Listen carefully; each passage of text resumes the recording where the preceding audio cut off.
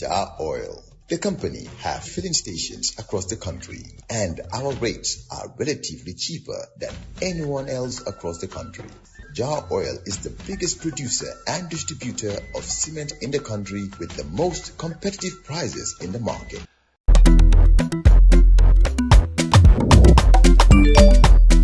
Excellent jam, Wave. Yo, apply. Yo, luta do de. Luta mo nulo jël moto nga andil ma xaalis. Hello? Busel mu fine. What? Busel mu fine. Oh, yes! Wave Axina Gambia. Deposit and withdraw money, pay bills and buy mobile credit without fees. Transfer money wherever in the country for only 1% fee. At Wave.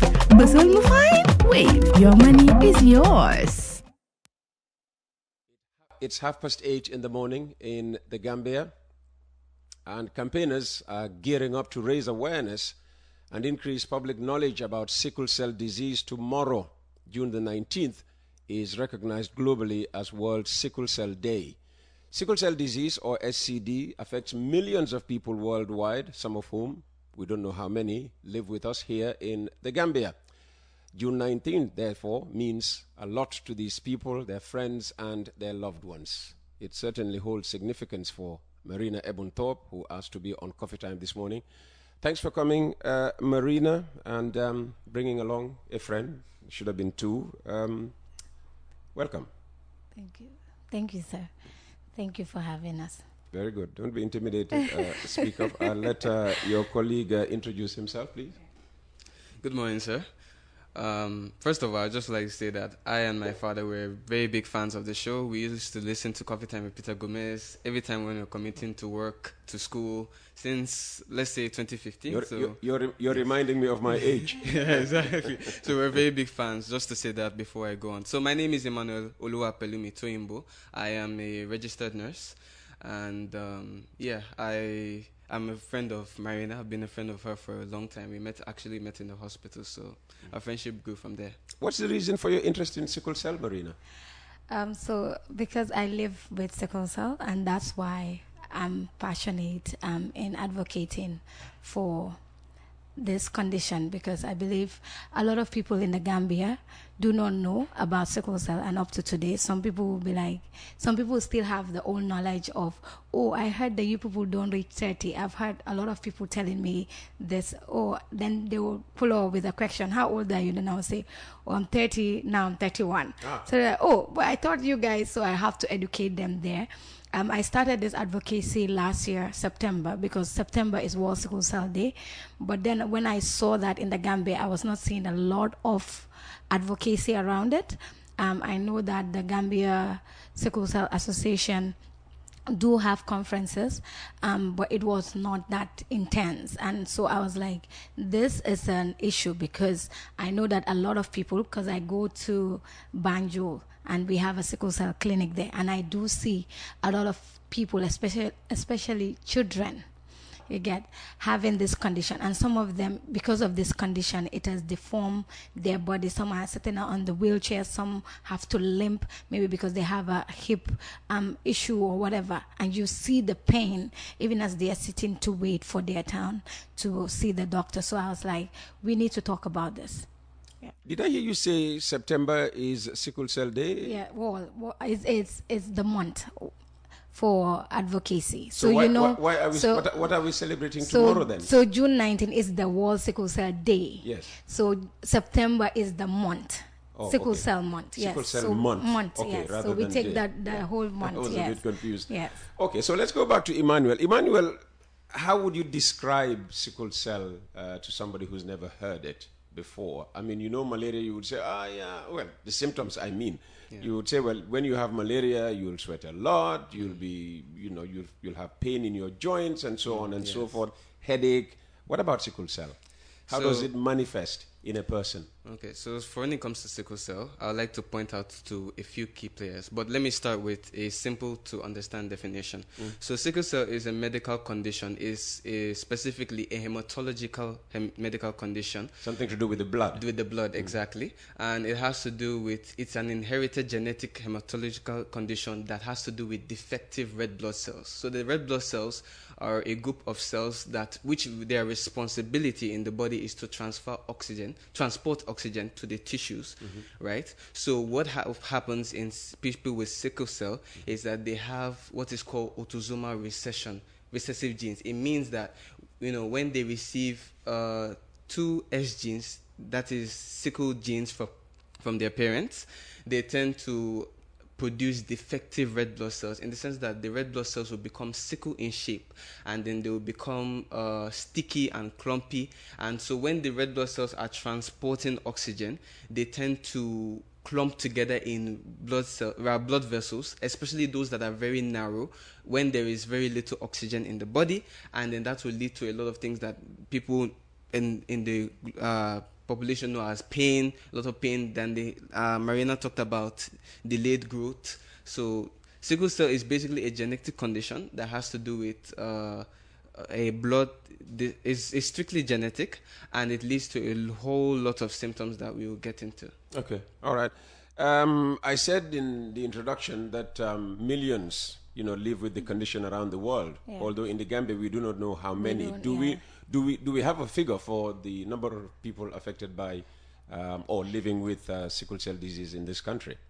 No, so currently I've been trying to get statistics in the Gambia, and we know how it is to get statistics. So I went to the Medical Research Center the other day, but the person in charge that should approve of it has traveled, and I was told to write a letter when he's back, then we can, hopefully he will approve of it, because I really want to know not just the statistics of people living with sickle cell, but the statistics of the carriers. These are the people that have the AS gene, because it's 2 people with having AS, which is the trait, sickle cell trait, that will produce to a child with sickle cell. There's a 25% chances. Now this is like gamble. It's not, sometimes 2 AS can marry and might not have someone with sickle cell, but then we cannot play with this. We cannot gamble with somebody's life, because sometimes two people can marry and say, oh, there is God, and then all the kids, none of them escape it. Everybody has sickle cell. And are you ready to go through all this pain? Wow, that's someplace. HIV and AIDS. The slogan usually, or rather the common slogan is, you can't recognize HIV in a person by looking at their face. What about sickle cell? I mean, can you look at somebody? Could you have looked at Marina and determined that she was living with sickle cell? Well, not really, because she looks very young and she looks healthy and things like that. But when it comes to sickle cell, so you can't know somebody has sickle cell disease by looking at them? Yes, we can suspect, but usually... What are those signs? Okay, the signs of sickle cell disease is when you break down the term sickle cell anemia, I talked about the sickle shape, which has to do with the blood cells, being sickle in shape and causing a whole lot of problems in the blood vessels. Yes. So when you come to the anemia, it's because those tissues in the body which require oxygen do not receive oxygen. It leads to a whole array of issues like pain, chronic pain. When the person is getting pain a lot of the time, it's usually very common in pediatrics, that is children around 6 months and above. The parents start to notice that, okay, they are having swelling in their feet, they have a lot of incessant crying. So they swelling. Cry a lot. Yes, swelling in the feet. Swelling is a sign. Yes, of the lower extremities. They have a lot of crying, a lot of pain spells, and you have delayed growth factor, because all the tissues that require the oxygen are not receiving enough perfusion. They tend to not have enough growth, the growth that they need to expand, get stronger. That's why Marina she has the gift that she looks younger. She does not look 30. So these tissues are not receiving enough perfusion and oxygen, so they don't have that. They don't have the ability to grow as much as they need to. Another instance is jaundice. They tend to have a lot of jaundice in the eyes. Yellowish appearance of the eyes, and that is because there is a process that goes on in the body known as hemolysis, which is the breakdown of the red blood cells. So when that happens, it's just like when soldiers are shot down, or when somebody is shot down, you know that they leave a corpse. It's the same way that if a red blood cell is destroyed, the byproduct is known as bilirubin, and that is what will cause a lot of yellowness of the eyes. But it's usually the things we look for in people that we suspect of sickle cell is usually a lot of pain, that they complain of pain, especially in the areas where there is a lot of blood vessels, and like the joints, like the joints, the waist, sometimes the neck area, where they have these tiny blood vessels that, you know, they can easily be obstructed and clumped. So when they complain of pain in those areas a lot, we suspect. But the diagnostic test that we use to check is what is known as genotype testing, where we test for the genotype. And if we see and how up to date is the test being used in the Gambia? I would say in a lot of medical facilities that I had the privilege of working in, it's used very well, especially those that are up to standard. They tend to use the genotype screening very, very well, especially when we see in young children and we suspect them, and then the parents tell us the symptoms. That's one of the things that we clear out first to rule out whether they have sickle cell disease. Okay. And what's the cure for sickle cell disease? Is there a cure? Well, there is a treatment option that has very good feedback, which is known as a bone marrow transplant, where it's usually done in very advanced, developed countries. And the one that I and her discuss is like Germany. They do it constantly, where they will take the bone marrow of somebody that is very closely related to you, most likely a sibling. They will take the person's bone marrow, and then they will destroy the bone marrow in your body, because the bone marrow is the one that actually produces the red blood cells. So if the producer is producing defective product, what they would do is they will change the producer. So that's what they will do, is they will take a sibling's bone marrow, put it in yours, and then your sibling's bone marrow will be producing healthy red blood cells, which will override the defective ones in a sickle cell disease patient. Are we close to doing bone marrow transplants in the Gambia? I would say we still have a long way to go. Yes, definitely. Okay.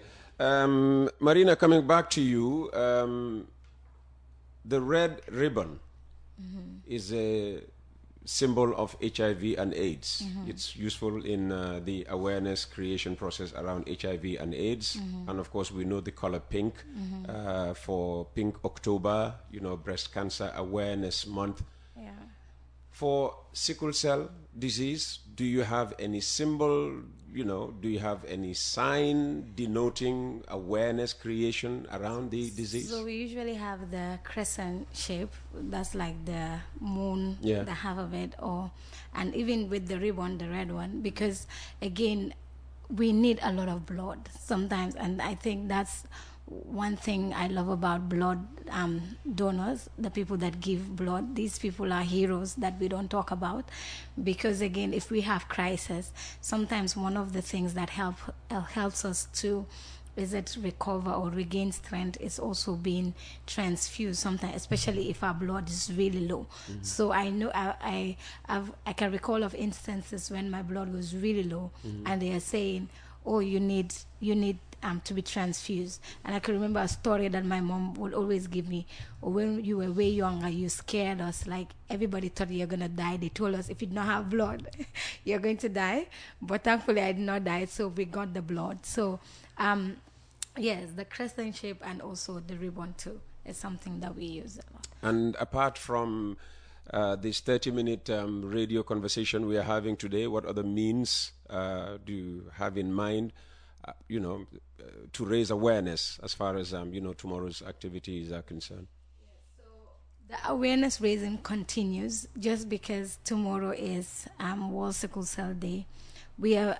I've been doing campaign, social media campaign on my platforms, and also trying to get people, especially that have platforms and are influential, because a lot of people listen to people like TAF, people like other people in the Gambia. So getting them to add their voice to this would actually get the attention of people. And even if healthcare workers like Emmanuel will also add their voice. Imagine the president should add his voice, the government doing something, especially in the healthcare system.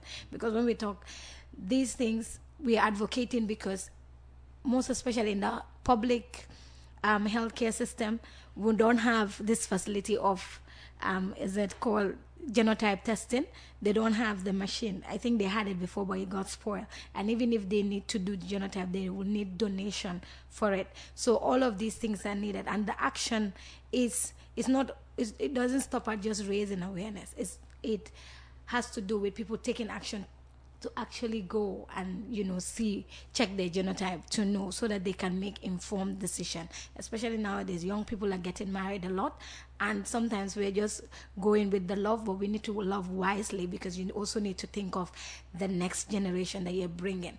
I keep saying that the child that you bring, in as much as yes, the child will be the one to suffer the consequences, but even you're affected indirectly, because you have to go and pay the hospital bills. With sickle cell, it comes with a lot of bills. My auntie and my uncle, these are just to say shout outs to Mr. and Mrs. Johnson, James Johnson.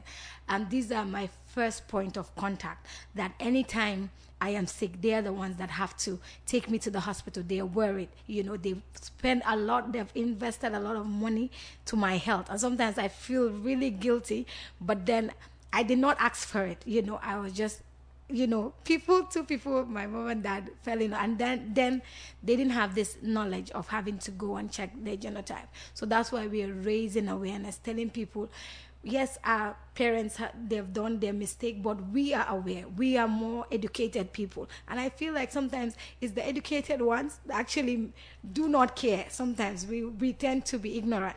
But if we could just take the time and go and check our genotype, that's the first step, and that's all we're asking for. Go and check your genotype. I'll come back to you on this, but let me go to Emmanuel. In terms of testing, checking your genotype, how readily available is this technology, this facility, in our health centers? Do you have to go to designated areas, special areas, or what? Well, to my knowledge, there are some areas that actually offer the genotype testing that you can do. MRC offers those sort of services where you can check your genotype, which is very cheap. It comes at a cost. It comes at a cost. It's not free of charge. It's not free. It's not actually free of charge. In advanced countries, in developed countries, usually the genotype testing is one of the first things that they do when a child is born, to check, just to rule out some certain things. Is that done in the Gambia here? Do you know? No, not to my knowledge. Okay. I've not been in any facility where the genotype is the first thing that they check when a child is born. Not even the blood type. Some people don't end up finding out their blood type until maybe they're at a point where they have to donate, or they have to be donated to. Usually they don't. If I ask any of my patients, what's your blood type, they don't know. So if they don't even know their blood type, there is a high chance they wouldn't know their genotype either. So it's not I believe it's not really it's done in some other healthcare facilities, but they only do it when it's actually ordered by the physician to rule out sickle cell. Maybe if the hemoglobin levels are very low, they usually suspect it, and then they go to check and to rule out. And does the test only involve taking blood from the person? Yes, absolutely. Okay. It involves taking the serum blood of the from the person. That's all it needs. Then they take it to the lab, and then they do all the array of tests. All right. Let me go back to Marina, and two people in love. They are head over heels, over each other, and you think they will have time to think again. I mean, you know what they say about love, huh? Yes. Yeah, but you're saying it's important that, they factor this issue in. Exactly, especially, and also the premarital counseling is very key.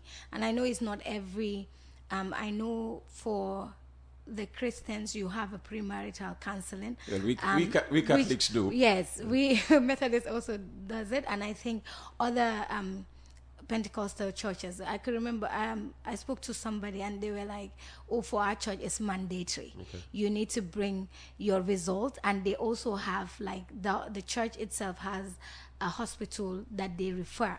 Just as you bring yours, because people can be deceptive, so they also send them to that hospital, and then the result will be sent directly to the pastor. So just so that there is no deception, because they'll have to do series of tests, not just genotype, but also is it hepatitis B, do you have AIDS, all those things. So even with our Muslim brothers, I think I've spoken to some of my friends, and they say, well, we don't have premarital counseling, but this is something that we need to look into, especially our imams, our pastors, even the alcalde. These people have a voice that people listen to. So if they take one time for their sermons, or going to tell people, go and check your genotype before getting married, know your status, even for other conditions, just to save yourself, even if it's not for marriage, but at least so that oh, I'm not supposed to eat this, or I'm not supposed to do this, so that you don't put yourself at risk. Sometimes it's because we do not know. That's why we're exposed to a whole lot of other complications. And also saying that we need like newborn screening. At least in the Gambia, we don't have that. We don't have that, especially for the public hospital that I've been. When I go to Banjul, and I keep asking the doctors, I know they'll be like, this one always asking questions. But I ask the doctor, do you have this? Do you have that? And they don't have that. So this is a problem where somebody would live with it, because again, sickle cell manifests differently to people. So for somebody, you were asking, can you just look at me and know? For me, no. A lot of people will say, oh, you don't even look like you have sickle cell. But then there are others that it has deformed their body, that when you see them, when I go into a hospital, I saw a child that was crying. The moment I saw the child, I knew that this boy has sickle. And later, I just heard them say, oh, he's a sickler, which I do not like that word. But anyways, so there are some, it's really visible. From their eyes, it has affected their teeth, everything. You just see that this person is suffering from something. Maybe you might not know that, oh, this is sickle cell, but you will know that this person is suffering from something. Yes, so it's really key for the premarital counseling, for people to go and test. That's the action. That's the action that we need to take. I just heard you use the word sickler there, which yes. you said you don't want. Do SCD survivors suffer, stigma, like we hear people living with HIV and AIDS lament all the time? Yes. I think just yesterday I was going through TikTok, because I saw now, because of this campaign I'm doing, a lot of people now are talking, and I was going through somebody's comments, and he said, oh, my daughter is a sickler. I had to reply, even though it's not my problem, I had to reply to her, said, don't use that word, because our words is what we start with to stigmatize people, and we need to be very conscious, because again, I keep saying, people living with sickle cell have double pain. You are going through the physical pain, and you're going through the mental pain. Because for me, I keep saying my body is already accustomed to the pain, but then the mental stresses comes with, imagine you have to go to work, or you have to go to school, or you have to do certain things, but your body is saying no, not today, you're not doing it. So like it limits you, and you're feeling bad that, oh, you are way behind your probably your friends or people around you are succeeding or are going ahead. They don't have things that are stopping them. So people calling people sick, I know the medical people would use that. I think that's the way, just so that they know that, oh, this is a sickle cell patient. But I still would say, please try to reform your words. I never like it, especially when I go to the hospital and they say she's a sickler, because that alone is like you're putting the condition right in front of. I know, yes. And who says she's a sickler? The medical personnel? Yeah, that's the term they use. Okay. That's the term they use. Yes, but you can just call me by my name and say, oh, she's living with sickle cell. Something like that. But if you just say she's a sickler, and in Wolof language we will say kid of a he-born. I know growing up, a lot of times, sometimes my mom's friend would just jokingly say, you danga he-born to every time, they're making jokes, but they don't know that these words that they are saying make me feel like, oh, like you're unwanted. Yes, like you're a burden to society. Exactly. It keeps on bringing me, there's something wrong with me. There's something wrong with me. And I need to also say this, that in as much as people have sickle cell, but some people are thriving. Some people you will not even know unless they tell you. Some people are already married. We hear myths about, oh, you don't get married. Oh, I heard that you die young, Oh, this person, and that too has been said to me, So I'm like, now there's advancement in technology, there's advancement in medication. So the only time these things are true is when there is no early intervention, when people are not taking the right, precautions, like going for monthly checkups at the hospital, because the monthly checkup is really key. I know it's tiring always going to the hospital. But then it's good so that they can quickly detect if something is wrong. Maybe your blood is low, because sometimes we walk and maybe our blood is really low. You'd never know that your blood is low until you get to the hospital and they say, it's God that saved you, come, you need a blood, So it's good when you're going monthly regular checkups and so all of this. you recommend monthly checkups. In the Gambia, people here are always ready to help. Now, how do you help, or how do you recommend people help people like Marina who are living with sickle cell disease?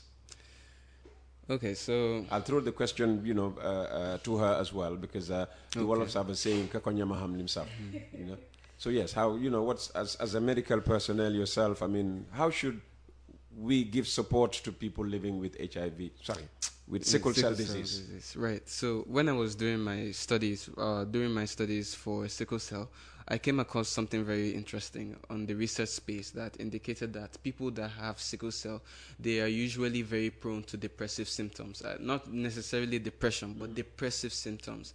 And those are for reasons that she highlighted during her, explanations. So usually when somebody has sickle cell, it's very, very important that you tend to grant a listening ear to them. You have always be there to listen to them. When they're in pain, you shouldn't always try to find solutions, because they can do everything right, but there can just be instances where your body will just be against you that day. So the best thing you can do is just offer words of encouragement, just be there for them. If you're financially, you're financially there, you can just say, okay, I'm just going to help you buy some medications or buy you some food, something just to, help them, because the mind is a very powerful thing. Sure. Because if you're helping them to, encourage them and to show them that you're actually there for them, it can actually strengthen them and help them to recover from that crisis, the pain. Thank you. Let's hear, more tips on how to, support people living with sickle cell disease. Yes, I think now when I go for hospital visits, it's key to get somebody that goes with you, because at first I didn't see the need, because I'm like, oh, I'm of age and people are busy, everybody gets, but then sometimes you get to the hospital and they're telling you, oh, there's something, you have another underlying condition or complication, and this can destroy your whole day. Like, you just need somebody to cry but then if you're there alone, going through all of that stress, you're bottling everything up because you don't want people to see you that you're crying. But this can also trigger crisis, because stress is one of the keys, very fast. It's very fast to trigger a pain crisis when you are stressed, and I've observed it even for myself. Stress is very bad. Stress is very bad. And just finally, because we've run out of time, what activities are lined up for the celebration of World Sickle Cell Day in the Gambia tomorrow? Yeah, so the Gambia Association for Sickle Cell, I'm also part of the organization. So they are organizing a march past. It should have been tomorrow, but because tomorrow is Thursday and probably people are in school and work, so we are doing it on Saturday in the morning. Probably either from the details will be shared, but it should be around Afisel to traffic light, or Afisel to around Westfield, and then On Monday, the upper week, Monday and Tuesday, there will be free genotype testing for 200 people. This was a collaboration with Jobord Lab and Westfield Clinic. So this is also there. So this is a chance for people that are saying, oh, genotype testing is expensive. This is a chance for everybody to come and know their genotype as well. And just finally, how much support does the association receive from government? I know there's a MOU with Ministry of Health, but I do not, because even with this, they wanted to do a conference. We wanted to do a conference, but then because of low budget, we don't have the people that they reach out to. They did not have, the donation that they were looking for, so they had to change it now to just walk in the March Pass. So these are some of the things. We have limitations with supporting. So this is a diplomatic way of saying we are not getting much support, if support at all, from government. Exactly, yes. All right, Marina. Yes. Thank you very much for coming. Emmanuel, thanks for coming, and good luck tomorrow. Thank you, sir. All right. You've been listening to Coffee Time with Peter Gomez. Today, Wednesday, the 18th of June 2025. So tomorrow, Thursday, the 19th of June, is World Sickle Cell Day. Make sure you take part in the celebrations. We'll be back tomorrow with Amran Gay as we continue with our Politics-Free Week. Jar Oil, the company, have filling stations across the country, and our rates are relatively cheaper than anyone else across the country. Jar Oil is the biggest producer and distributor of cement in the country with the most competitive prices in the market.